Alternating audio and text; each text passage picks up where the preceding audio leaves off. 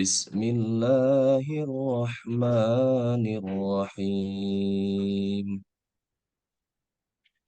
Inna fi khalqis samawati wal ardi wa ikhtilafil laili wan nahar واختلاف الليل والنهار لآية لأولي الألباب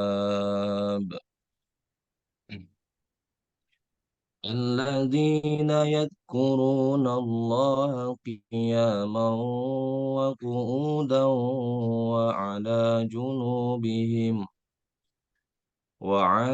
جنوبهم ويتفكرون في خلق السماوات والأرض ربنا ما خلقت هذا باطلا سبحانك فقنا عذاب النار.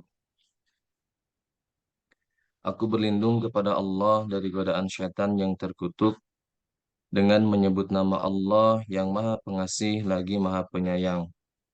Sesungguhnya dalam penciptaan langit dan bumi dan pergantian malam dan siang terdapat tanda-tanda kebesaran Allah bagi orang yang berakal, yaitu orang-orang yang mengingat Allah sambil berdiri, duduk, atau dalam keadaan berbaring, dan mereka memikirkan tentang penciptaan langit dan bumi seraya berkata, "Ya Tuhan kami, tidaklah Engkau menciptakan semua ini sia-sia. Maha suci Engkau, lindungilah kami dari azab neraka." Sadaqallahul azim, maha benar Allah dengan segala firman-Nya. Terima kasih. Wassalamualaikum warahmatullahi wabarakatuh. Waalaikumsalam warahmatullahi wabarakatuh. Sadaqallahul adzim wa sadaqa rasuluhun nabiyul habibul karim wa nahnu ala dzalika minasyahidin wa syakirin. Terima kasih Pak Herman atas pembacaan ayat suci Al-Qur'an, yaitu surat Ali Imran ayat 190 sampai dengan 191, di mana disebutkan di situ adalah ulil albab yang selalu mentadaburi, bertafakur terhadap penciptaan apa yang diciptakan oleh Allah Subhanahu wa taala. Baik, selanjutnya adalah kajian inti, yaitu kajian tentang ayat-ayat tadabbur alam yang akan disampaikan oleh yang terhormat Bapak Dr. Ade Mahmud SHMH. Mangga Pak. Tapi sebelumnya selamat datang Prof. Edi, Prof. Nandang, Sadayana, Bapak Ibu Sadayana. Mangga Pak Ade. Ya, terima kasih Pak Ustadz Adha ya, Pak Dr. Adha, Faisal Adha. Bismillahirrahmanirrahim. Assalamualaikum warahmatullahi wabarakatuh. Alhamdulillahirabbil alamin wa bihi nasta'inu ala umuri dunya waddin wa ala alihi wa sahbihi ajmain amma ba'du. Puji syukur kehadirat Allah Subhanahu wa taala, alhamdulillah kita pada subuh hari ini bisa melanjutkan kajian kajian atau pengajian subuh atau pengajian rebuan ya yang dilaksanakan oleh Fakultas Hukum dan dieksekusi oleh Pak Ustadz Ahdad dan tim ya. Syukur alhamdulillah karena kalau tidak salah 2 minggu ya Pak ada ya. 2 minggu ini kita libur karena satu ada pemilu, yang kedua karena ya kita sedang melakukan tadabbur alam ya. Yang saya hormati Pak Rektor dan Pak Dekan serta juga Bapak Ibu dosen yang hadir pada subuh hari ini. Pada kesempatan subuh ini saya diberikan tugas oleh Pak Ustadz Adha untuk menyampaikan ayat-ayat tentang tadabbur alam ya. Nah, karena temanya tentang tadabbur alam, saya mungkin hanya share-share foto saja. Nanti Pak Ustadz Adha yang menjelaskan. Itu ya. Dan itu maknanya seperti apa, kandungannya seperti apa, kemudian tafsirnya juga seperti apa. Telat Tentu ya Pak saya Ade. tidak, ya Bu. Telat kedahna kamari di Turki. Iya, karena memang harusnya di Turki ya disampaikannya, tapi Iya memang betul. di Turkinya kita subuhnya saja jam berapa? Jam 6.30 ya. Jadi tidak memungkinkan. Ya, di Jadi Indonesia beberapa jam 9 jam 10. tadi kan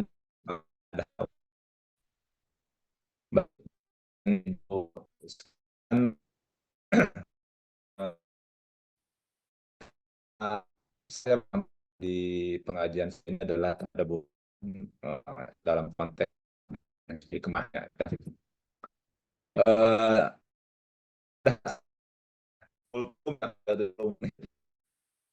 Nah, Bapak dan Ibu sekalian, pembahasan ini sudah tampil di layar, Pak. Ada. Iya, Pak.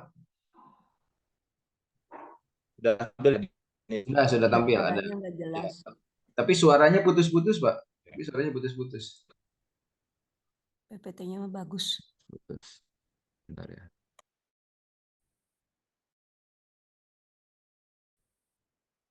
Baik, Bapak dan Ibu sekalian yang saya hormati, Pak.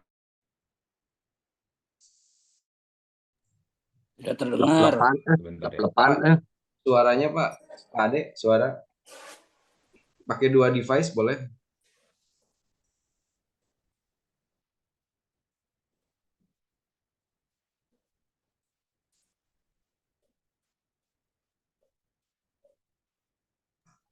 Pak Ade.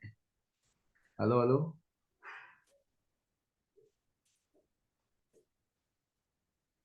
Pak Ade. Wah,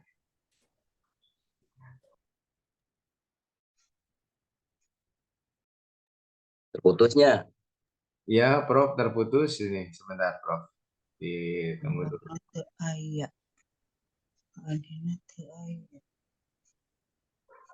Pak Adenya Nah, Dek. terputus hubungannya ini. Sebentar. Suara jadi di mute.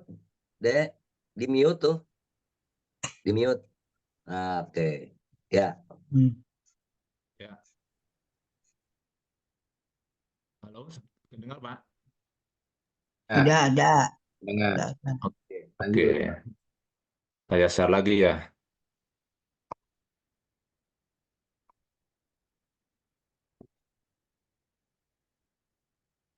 Ya, kelihatan Pak. Lanjut. Oke. Baik, Bapak dan Ibu, mudah-mudahan jaringannya lancar ya sampai akhir. Ruang lingkup pembahasan kita pada pengajian ini yaitu adalah pertama saya coba menyampaikan tentang pengertian tadabbur alam, kemudian ayat-ayat yang berkaitan dengan tadabbur alam, dan juga contoh-contoh kegiatan tadabbur alam, kemudian bagaimana hikmah dari tadabbur alam itu sendiri, dan juga bagaimana fungsi-fungsi alam itu bekerja untuk manusia dan melayani kehendak Tuhan, ya kehendak Allah Subhanahu wa Ta'ala. Yang pertama adalah berkaitan dengan pengertian ya atau makna dari tadabbur alam itu sendiri. Jadi tadabbur alam itu maknanya atau artinya adalah kalau kita membaca beberapa literatur, ada yang mengartikan merenungkan, ada yang mengartikan juga memahami, ada yang mengartikan juga memikirkan ya. Jadi pada intinya tadabbur alam itu adalah perenungan atau pemikiran manusia dengan menggunakan akal sehatnya untuk mengenali Allah Subhanahu wa Ta'ala sebagai pencipta alam semesta. Jadi kita sebagai manusia diperintahkan oleh Allah Subhanahu wa Ta'ala untuk memikirkan ciptaannya. Dan ini disampaikan dalam dalam sebuah hadis, tafakkaru fi khalqillah wala tafakkaru fi datillah. Silahkan kamu memikirkan tentang ciptaan Allah, tetapi janganlah kamu memikirkan tentang zatnya Allah. Karena ketika kita memikirkan tentang zatnya Allah Subhanahu wa Ta'ala, maka kita tidak akan bisa dapat meliputi zatnya Allah Subhanahu wa Ta'ala. Maka oleh karena itu kita diperintahkan untuk mentadaburi atau memikirkan cukup pada ciptaannya saja. Tidak perlu memikirkan pada zatnya Allah Subhanahu wa Ta'ala. Dan tadabbur itu pada esensinya terbagi menjadi 2. Ada tadabbur ayat, ada tadabbur alam. Kalau tadabbur ayat itu tadabbur yang kita lakukan ketika kita membaca ayat suci Al-Qur'an, kitabullah ya, kitab suci. Sedangkan tadabbur alam itu adalah tadabbur ketika kita melihat ciptaan Allah Subhanahu wa Ta'ala untuk mengantarkan kita memahami bagaimana ciptaan itu ciptakan dan juga memahami konteks hukum kausalitas untuk bisa kita hidup harmoni dengan alam. Ya. Kemudian tadabbur alam itu di dalam Al-Quran biasanya ada perintah untuk tadabbur alam itu ada yang menggunakan kalimat perintah, ada juga yang menggunakan kata pernyataan ya. Ada menggunakan kata pertanyaan, ada yang menggunakan kata pernyataan. Misalnya afala tafakkarun, afala ta'qilun, afala yatadabbarun, afala tubsirun, dan afala tadakkarun ya. Dan ini adalah ayat-ayat yang biasanya digunakan oleh Allah Subhanahu wa taala untuk menanyakan apakah manusia itu tidak menggunakan akalnya untuk memahami ciptaan Allah Subhanahu wa taala, untuk mengenali keesaan Allah Subhanahu wa taala. Pak Adha, saya memastikan suara saya terdengar ya? Terdengar Jelas, bagus. Jelas. Dengar Pak Ade. jelas. Baik, saya lanjutkan. Nah, kemudian yang berikutnya, ayat apa saja yang membahas tentang tadabbur alam itu sendiri. Jadi konteksnya sebetulnya tadabbur alam itu kalau kita membaca, bagi kita seorang muslim itu bisa menjadikan alam itu sebagai sebuah laboratorium keilmuan ya. Apalagi kita sebagai seorang dosen atau seorang saintis, kita bisa melakukan banyak sekali penelitian yang menghasilkan temuan-temuan baru dari ciptaan Allah Subhanahu wa taala. Nah, ada banyak sekali ayat yang menceritakan tentang atau memerintahkan Allah memerintahkan kita untuk melakukan tadabbur alam. Misalnya surat Al-Mulk ya. Al-Mulk itu bismillahirrahmanirrahim wa huwallazi ja'ala lakumul arda fidalulan famsu fi manakibiha wa kulu min rizqi ya wa ilaihin nusur. Dan Allah lah yang menciptakan bumi untuk yang mudah kamu jelajahi, maka jelajahilah seluruh penjurunya. Nah, ini salah satunya. Nah, tapi ada juga beberapa ayat lain yang memang memberikan perumpamaan. Misalnya yang pertama itu adalah surat Al-Ghoshiyah ya. Al-Ghoshiyah ayat 17 sampai dengan ayat 20. Nah, Al-Ghoshiyah itu Allah berfirman, afala yang durunna ilal ibili kaifa huliqat wa ila sama'i kaifa rufi'at wa ilal jibali kaifa nusibat wa ilal ardi kaifa sutihat fadzakir innama anta mudzakir lasta alaihim bimusaytirin illa man tawalla wa kafar fa yu'adzibullahu adabal akbar inna ilaina iyabahum summa inna alaina hasisabahum. Nah, itu sampai akhir. Nah, di sini Allah Subhanahu wa taala menyampaikan tentang bagaimana 4 unsur dari ciptaannya itu diciptakan ya. Dengan menggunakan kalimat apalah yang duruna ilal ibili kaifa huliqat. Apakah mereka tidak memperhatikan bagaimana ibil itu unta ya. Ilal ibili kaifa huliqat, bagaimana unta itu diciptakan. Bagaimana langit itu ditinggikan, bagaimana gunung itu ditegakkan, dan bagaimana bumi itu dihamparkan. Ini adalah 4 perumpamaan, 4 ciptaan Allah yang Allah tanyakan sebetulnya kepada orang-orang kafir Quraisy di Mekah saat itu karena mereka tidak mau beriman kepada Nabi Muhammad Shallallahu Alaihi Wasallam. Kemudian mengapa Allah menggunakan di dalam surat Al-Ghoshiyah itu Allah menggunakan unta, kemudian langit, gunung, dan bumi ya. Nah, dalam beberapa tafsir dijelaskan mengapa unta yang dijadikan sebagai perumpamaan, karena Allah Subhanahu wa taala melihat praktek yang dilakukan oleh bangsa Arab pada saat itu, unta ini adalah hewan yang memiliki fungsi atau memiliki kegunaan yang cukup banyak di masyarakat Arab di kala itu. Jadi unta ini banyak digunakan untuk melakukan perjalanan, membawa barang-barang dagangan dari satu negeri ke negeri yang lain. Kemudian susunya bisa diperas, diminum, kulitnya bisa dibuat untuk pakaian hangat di kala musim dingin. Kemudian juga dagingnya halal untuk dikonsumsi. Dan juga unta itu adalah tipe hewan yang sangat penyabar walaupun pemiliknya atau orangnya itu orang yang kerdil.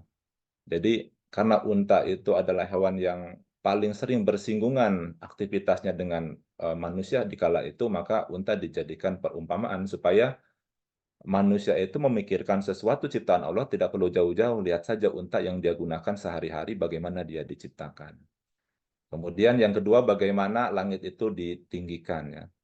Nah, bagaimana langit itu ditinggikan? Karena langit yang tinggi bisa diciptakan oleh Allah Subhanahu wa taala tanpa ada satupun yang menciptakan, dan di atas langit itu ada banyak sekali bintang-bintang yang juga bermanfaat untuk kehidupan manusia pada saat itu ya, bahkan sampai hari ini. Misalnya di atas langit itu ada benda-benda langit, salah satunya adalah bintang ya.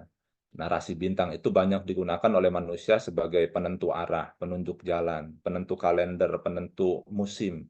Itu banyak menggunakan rasi-rasi bintang di zaman itu, mungkin juga sampai di hari ini.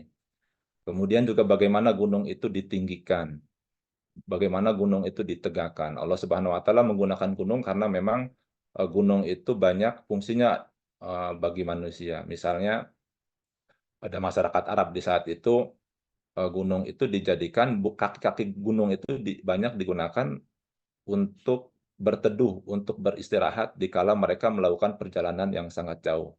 Jadi mereka banyak menggunakan pepohonan yang ada di kaki gunung itu sebagai tempat untuk bersandar ketika perjalanan itu sangat jauh.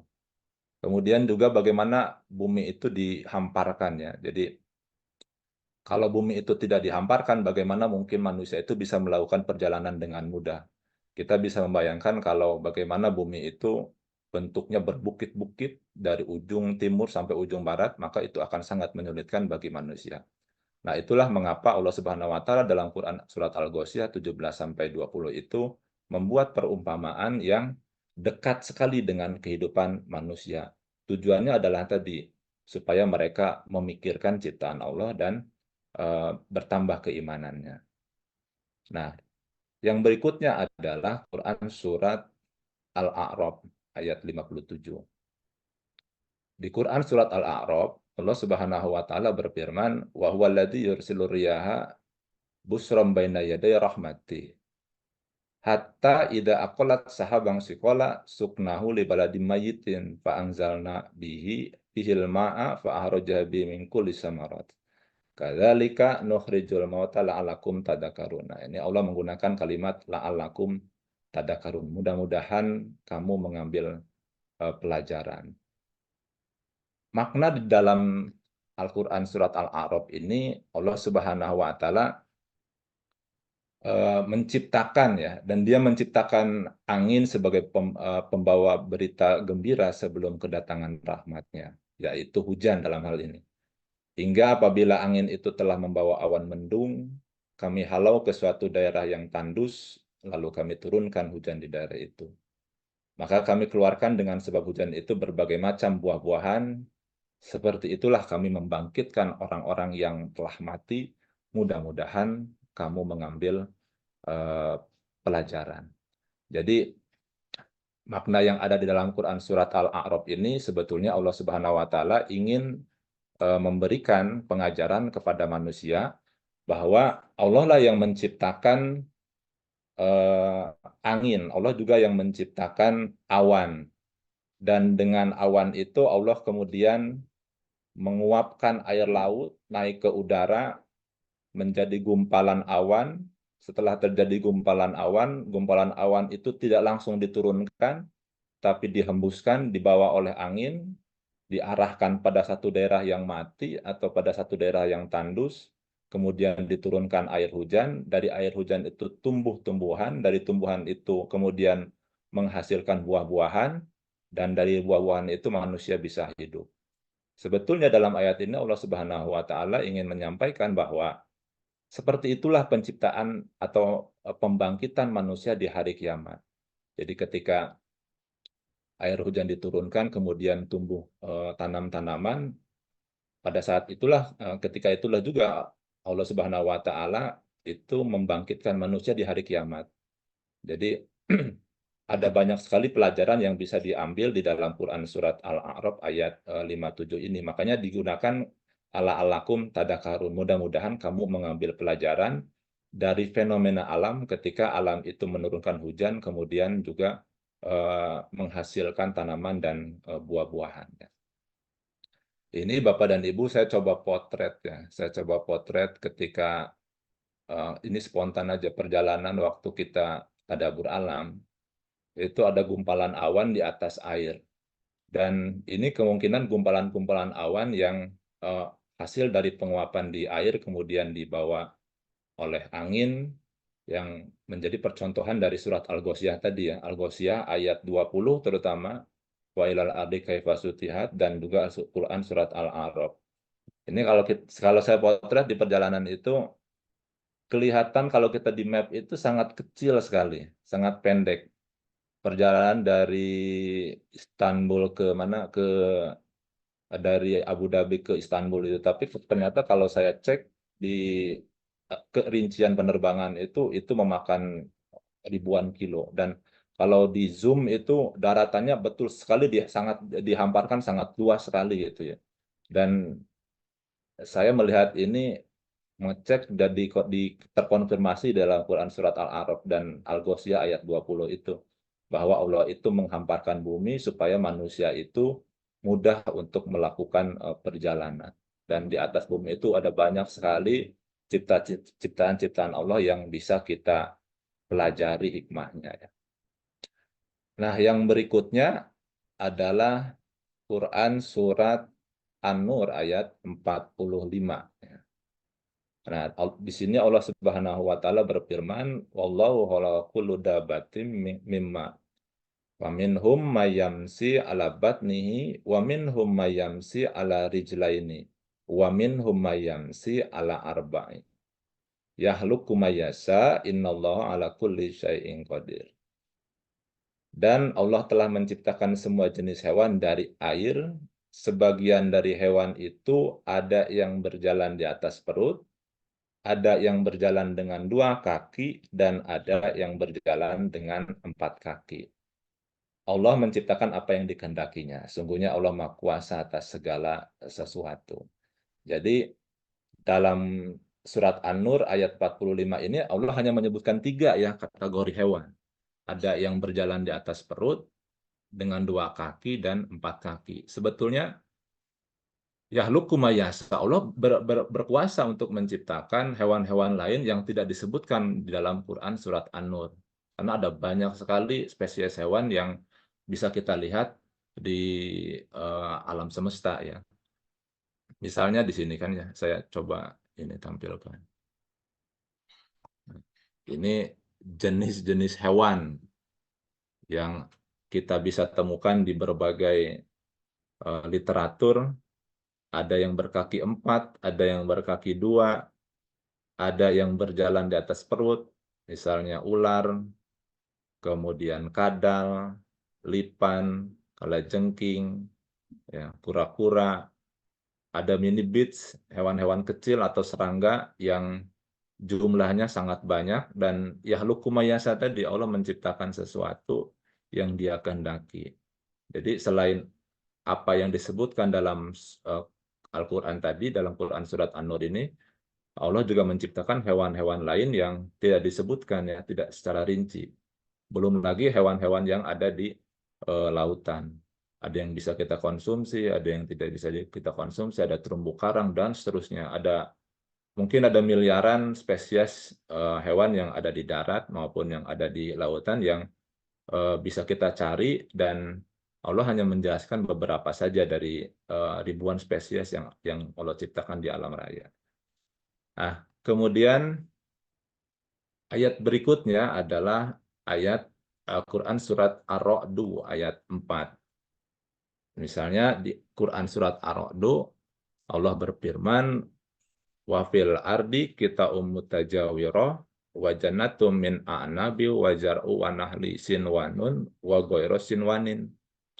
Yusko bima iwahid wa nufasilu ba'do ala ba'din fil ukul inna fidzalika la ayatil liqaumi yaqilun." Dan di bumi Allah menciptakan bagian-bagian itu berdampingan, wa jannati min adabi wa jar'u, dan kebun-kebun anggur dan juga tanaman-tanaman kurma, ada pohon yang bercabang, sinwanin wa ghairu sinwanin. Ada yang bercabang, ada juga yang tidak bercabang. Mereka atau pohon-pohon, tanaman-tanaman itu disirami dengan air yang sama, bima'i wahid. Tetapi wa nufasilu ba'du ala ba'din, Allah memberikan keunggulan atau kelebihan dari buah-buah itu dari segi rasanya. Jadi bisa jadi satu buah-buahan itu rasanya berbeda, apalagi berbeda jenisnya ya. Jadi disirami dengan air yang sama, tetapi rasanya berbeda. Inna fi dzalika laayatil liqaumi ya'qilun, dan pada yang demikian itu terdapat tanda-tanda bagi orang yang berpikir. Kita bisa merasakan sampai hari ini berbagai buah-buahan ya, ada anggur, ada jeruk, ada stroberi, ada cherry, ada duren mungkin. Nah, duren saja kita bisa tahu kan duren itu ada banyak sekali ya.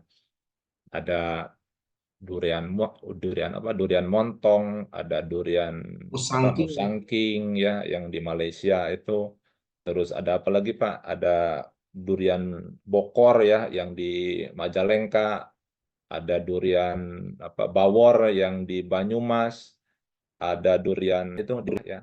Itu kita bisa membayangkan buah-buahan itu bentuknya berbeda, rasanya berbeda, baunya berbeda, dan itu tergantung pada tanah di mana tanaman-tanaman itu ditanam ya.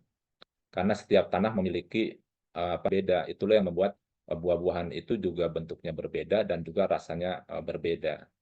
Nah, kemudian juga ada Quran surat Ar-Ra'd ayat 3, yang tadi ada ayat 4, sekarang ayat 3-nya. Allah berfirman, wa huwallazi madal arda wa ja'ala fiha rawasiya wa anhar. Wa min kulli samarat ja'ala fiha zawjayn itsnaini yughsil laila nahar inna fi dzalika laayatil liqaumin yatafakkarun. Dalam ayat ini Allah menggunakan yatafakkurun ya, pernyataan. Dan dia yang membentangkan bumi, dan dia juga yang menjadikan padanya gunung-gunung, sungai-sungai, dan dari semua atau setiap buah-buahan dia menjadikan padanya berpasang-pasangan. Jaudisna ini, yugsil laila wan nahar. Dan dia yang menutupkan malam dengan siang. Inna fi dzalika laayatil liqaumin yatafakkarun, sesungguhnya pada yang demikian itu mudah-mudahan kita sebagai umat manusia itu bisa memikirkan ciptaannya. Dan saya mencoba mencatat ayat ini memiliki poin penting. Yang pertama adalah bahwa Allah menciptakan sesuatu di alam raya itu berpasang-pasangan. Kemudian Allah juga menciptakan siang dan malam dan menjadikan keduanya itu saling bergantian, saling menyusul satu dengan yang lain. Yang satu pergi, kemudian yang lain datang ya. Kemudian juga Allah yang mengatur waktu sebagaimana Allah mengatur tempat dan penduduknya. Jadi dalam ayat ini ada banyak sekali hikmah yang bisa kita pelajari, bagaimana Allah itu mengatur segala sesuatunya berpasang-pasangan, mengapa kita diciptakan hidup di Asia, hidup di negara yang dengan 2 musim, karena itulah kehendak Allah Subhanahu wa Ta'ala. Nah, misalnya Allah menciptakan malam dan siang ya. Allah mempergilirkan malam dan siang itu karena hukum tata surya yang Allah Subhanahu wa Ta'ala ciptakan ya, yang kita sebut dengan our solar system itu, di mana bumi itu mengelilingi matahari ya, atau 8 tata surya itu mengelilingi matahari. Salah satunya adalah bumi. Bumi planet ketiga yang ada di tata surya yang mengelilingi matahari selama 365 hari dalam 1 tahun. Inilah juga yang menciptakan waktu dan menciptakan perbedaan waktu di antara satu negara dengan negara yang lain ya. Bumi mengelilingi matahari 365 hari, kemudian 48 minggu, 12 bulan, dan itu juga yang membuat kita berbeda-beda waktunya. Kemudian ini misalnya saya coba foto ya di atas maps di pesawat itu pada saat penerbangan itu menunjukkan jam 12.06. Entah ini ada di mana ya pesawatnya. dan menunjukkan waktu yang berbeda-beda. Misalnya di Santiago. Santiago itu salah satu kota di Chili ya, di Amerika Selatan. Itu menunjukkan jam 6 pagi. Kemudian di Los Angeles jam 1 malam. Sedangkan di London itu jam 9 pagi. Ini karena mereka waktu ini terikat oleh hukum tata surya yang tadi disampaikannya yang ini. Sehingga membuat waktu di setiap negara berbeda-beda. Yang berikutnya adalah kegiatan tadabbur alam. Misalnya apa? Kita sebagai umat Islam bisa melakukan perjalanan ke tempat-tempat yang indah ya, seperti gunung, pantai, hutan, danau, dan seterusnya.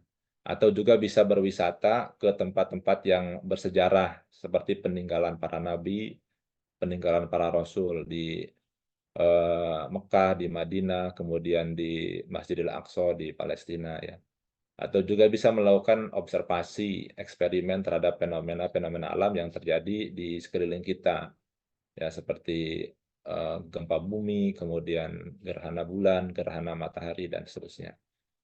Melakukan kegiatan sosial, bakti sosial, atau penghijauan, dan seterusnya. Itu merupakan kegiatan-kegiatan konkret dari tadabbur alam untuk bisa kita mengenali Allah Subhanahu wa Ta'ala. Nah, misalnya ini tempat-tempat yang bisa kita jelajahi, ya, Masjidil Haram, Masjidil Aqsa, atau juga bisa Bapak Ibu jalan-jalan sesuai dengan hari lahirnya atau bulan lahirnya ya. Bulan lahirnya bulan apa? Misalnya bulan Januari. Oh, bulan Januari bisa bertadabbur alam ke Korea Selatan ya. Kemudian yang Februari ke Perancis. Nah, sekarang yang lahirnya bulan Februari silahkan ke Perancis gitu ya. Bisa buat jadwal-jadwal. Yang Maret silahkan ke Italia, yang April silahkan ke Australia. Nah, itu yang paling jauh kemana nih? Yang paling jauh tuh ke Meksiko tuh yang bulan Desember tuh. Silakan masih jauh, masih 10 bulan lagi gitu ya. Atau juga yang dalam negeri saja deh ke Bali gitu ya, ke Uluwatu, Mangga itu. Nah, ini adalah kegiatan-kegiatan yang bisa kita laksanakan manakala kita diberikan kesehatan oleh Allah Subhanahu wa Ta'ala dan diberikan rezeki yang cukup ya. Mudah-mudahan kita keluarga Fakultas Hukum diberikan kesehatan dan rezeki oleh Allah Subhanahu wa Ta'ala untuk melakukan perjalanan di berbagai daerah atau di berbagai tempat. Nah, kemudian bagaimana hikmah tadabbur alam? Nah, paling tidak saya mencoba mengklasifikasi. 1 untuk orang kafir, 2 untuk orang muslim, dan 3 adalah untuk mereka yang kafir maupun yang muslim. Untuk orang yang kafir, tadabbur alam itu salah satu hikmahnya adalah dia bisa menemukan ketahuan kepada Allah Subhanahu wa Ta'ala. Ada banyak sekali cerita yang bisa kita temui orang-orang yang non-muslim setelah dia melakukan penelitian dan eksperimentasi, akhirnya dia mengimani bahwa Al-Qur'anul Karim itu adalah firman Allah yang tidak bisa dibantah kebenarannya, dan akhirnya dia mengucapkan kedua kalimat syahadat. Ini salah satu hikmah dari tadabbur alam.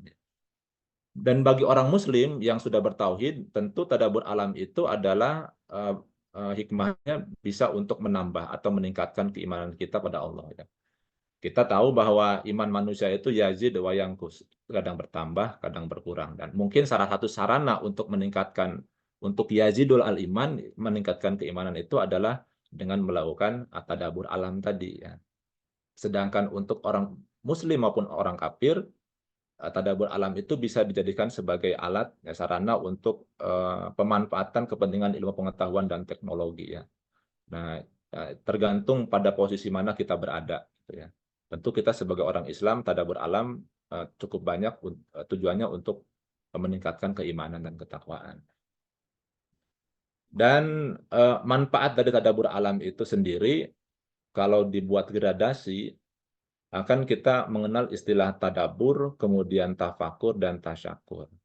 Nah, bagi orang Islam yang sudah beriman, tadabbur itu tentu tadi untuk mengenal lebih dekat kepada Allah Subhanahu wa Ta'ala, bagaimana ciptaannya, karena memang kita bisa melakukan tadabbur saat ini kan hanya di bumi ya, hanya di bumi, sedangkan di planet-planet lain di tata surya kita belum pernah ke sana ya.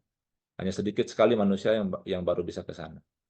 Sedangkan tafakur itu adalah tahap kedua ketika manusia itu melakukan tadabbur. Jadi dia melihat, kemudian setelah melihat dia merenungkan dan memikirkan dengan menggunakan akalnya. Bagaimana lautan itu bisa diairi oleh Allah Subhanahu wa taala tanpa pernah kering, kemudian bagaimana tadi proses penguapan, misalnya air laut naik ke udara, kemudian menghasilkan awan mendung, dalam awan itu ada air, ada petir, ada kilat, dan seterusnya, dibawa oleh angin, diturunkan di daerah yang tandus. Tentu itu adalah proses tafakur yang harus dilakukan oleh orang yang sudah melakukan tadabbur alam tadi.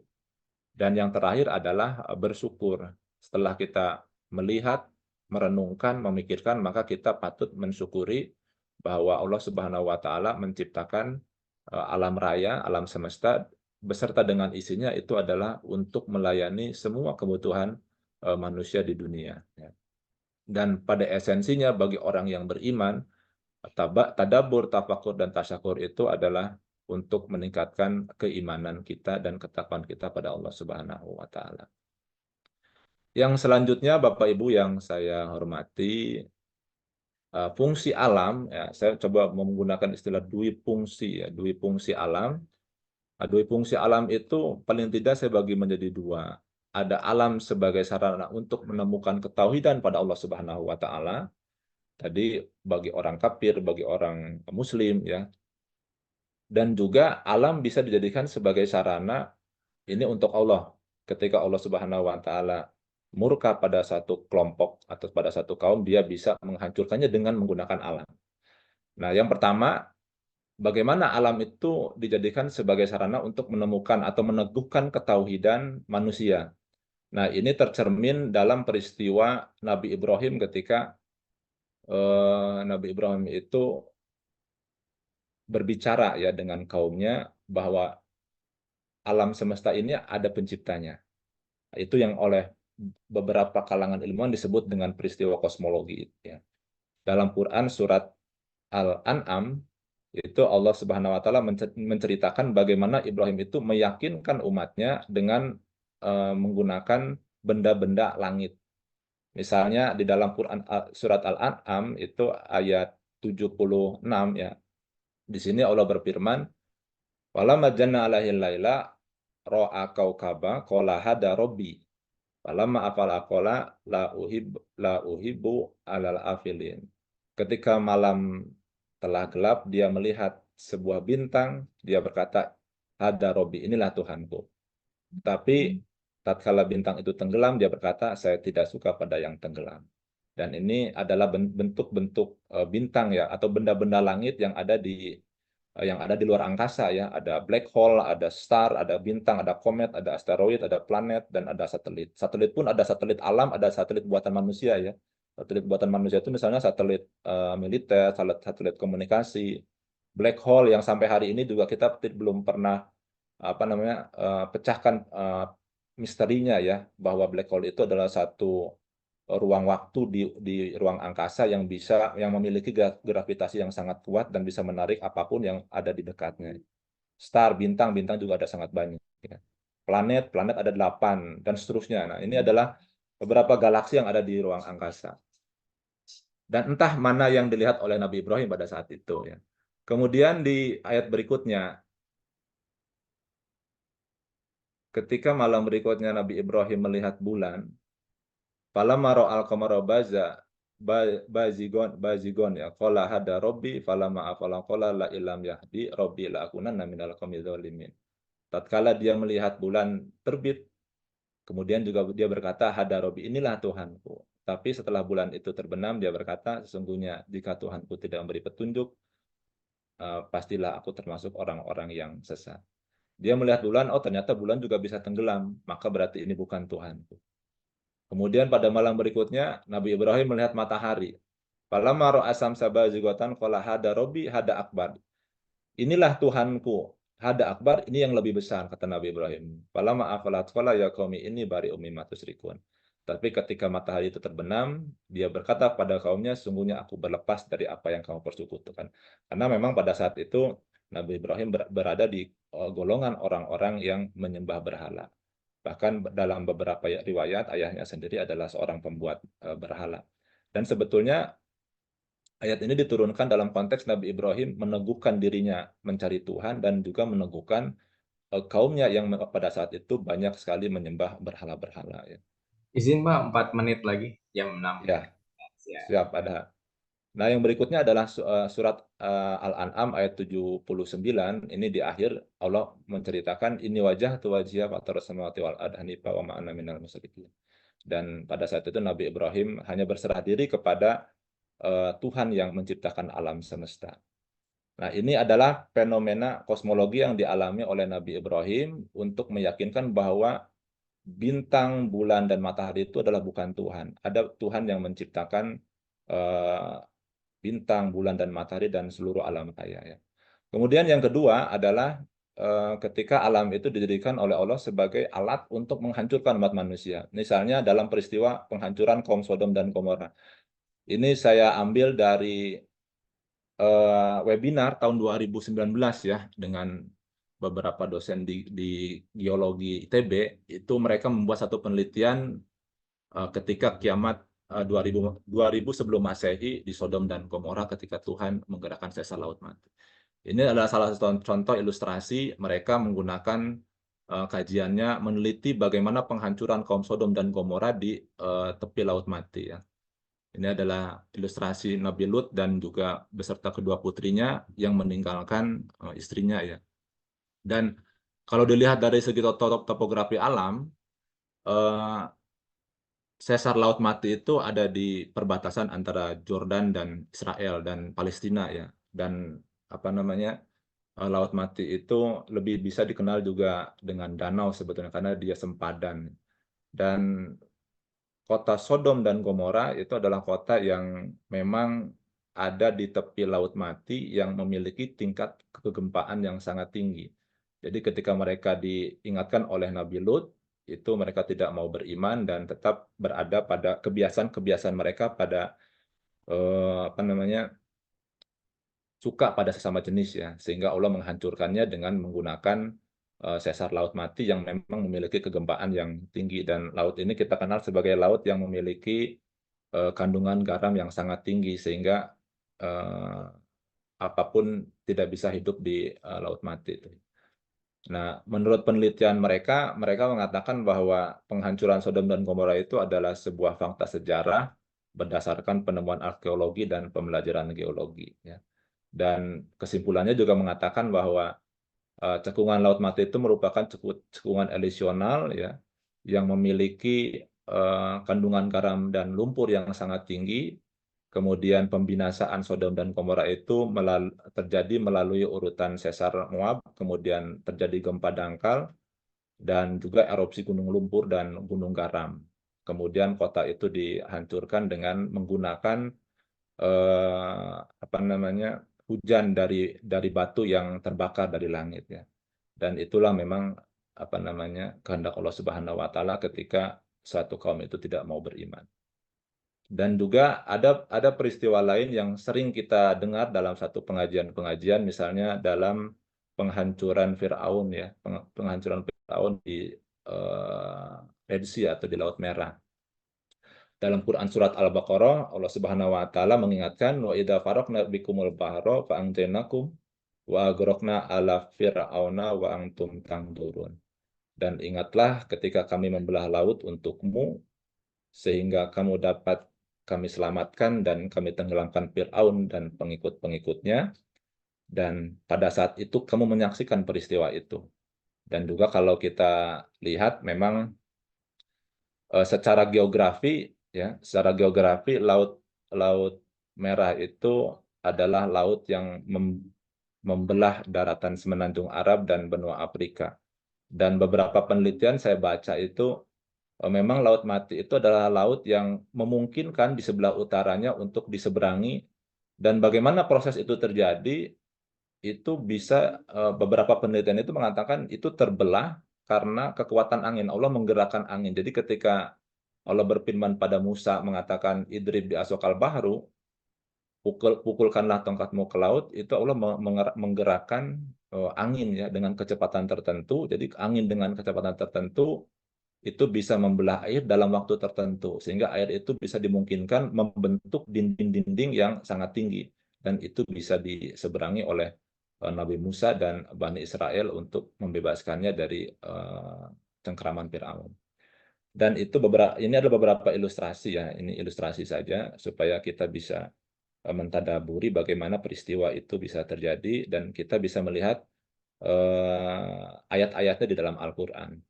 Mungkin itu saja Pak Adha, beberapa ayat-ayat yang bisa saya sampaikan. Mohon maaf, saya yakin ini banyak sekali kekurangannya, sehingga mohon untuk diberikan penjelasan lebih lanjut oleh Pak Adha kalau memang ada kekurangan-kekurangan ya dalam penjelasannya atau ada yang keliru mungkin. Sudah cukup. Saya mohon maaf kepada Bapak dan Ibu, mungkin itu saja yang bisa disampaikan. Kurang lebihnya mohon maaf. Assalamualaikum warahmatullahi wabarakatuh. Waalaikumsalam warahmatullahi wabarakatuh. Alhamdulillahirrahmanirrahim. Ini penjelasan dan juga kajian tafsir yang sangat menarik ya dari Pak Dr. Ade Mahmud SMH ini terkait tentang tadabbur Allah, apalagi Fakultas Hukum baru dari Turki. Pak Ibu, kita masih punya waktu sekitar 10 menit lagi karena tadi kita mulai jam 5:50. Ya, terima kasih kepada Pak Ade atas materinya yang sangat menarik Pak dan sangat menginspirasi ya. Kalau tadi bisa dikatakan ada dalam ayat itu ada afala ta'qilun, afala tadzakkarun, afala tatadabbarun.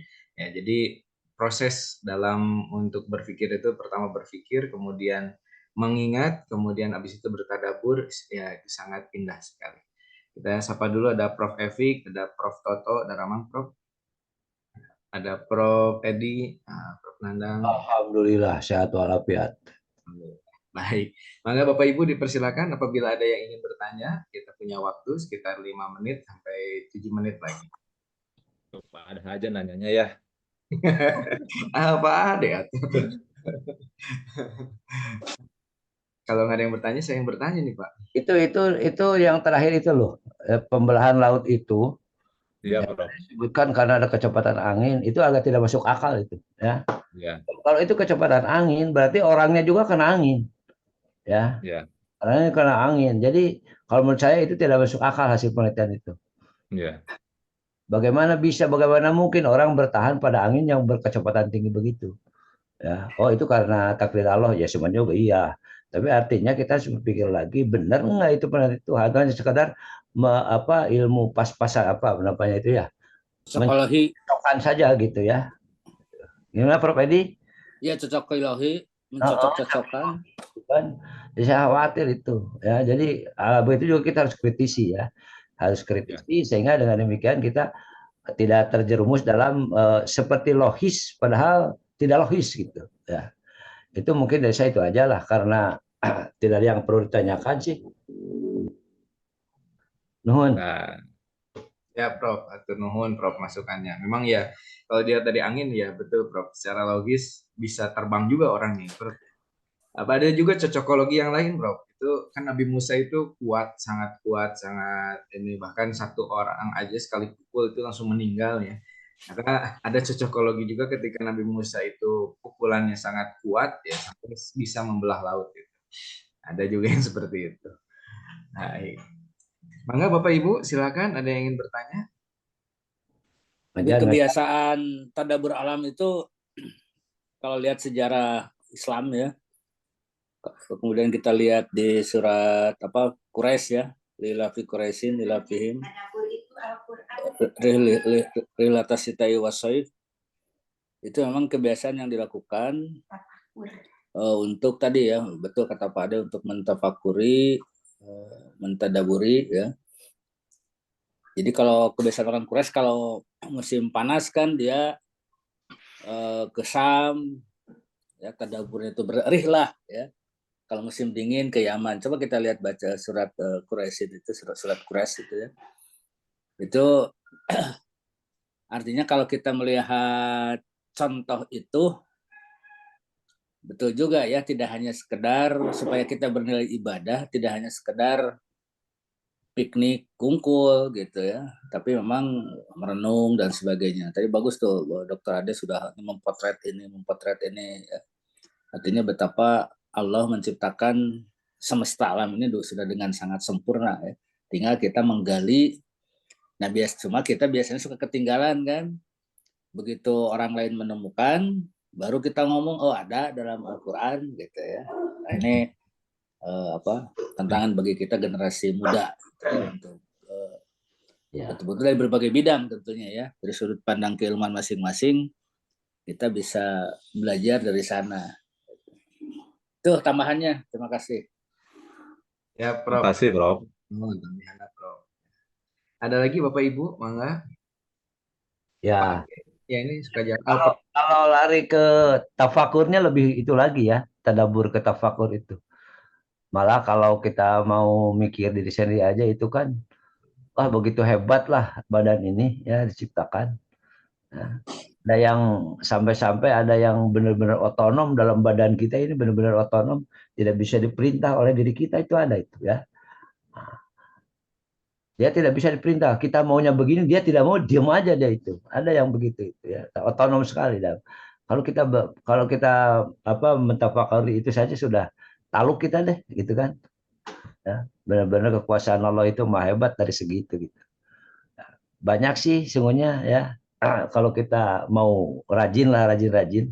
Hujan aja, hujan kenapa diturunkannya subuh ya? Kenapa tidak nanti aja tengah hari gitu, lagi panas.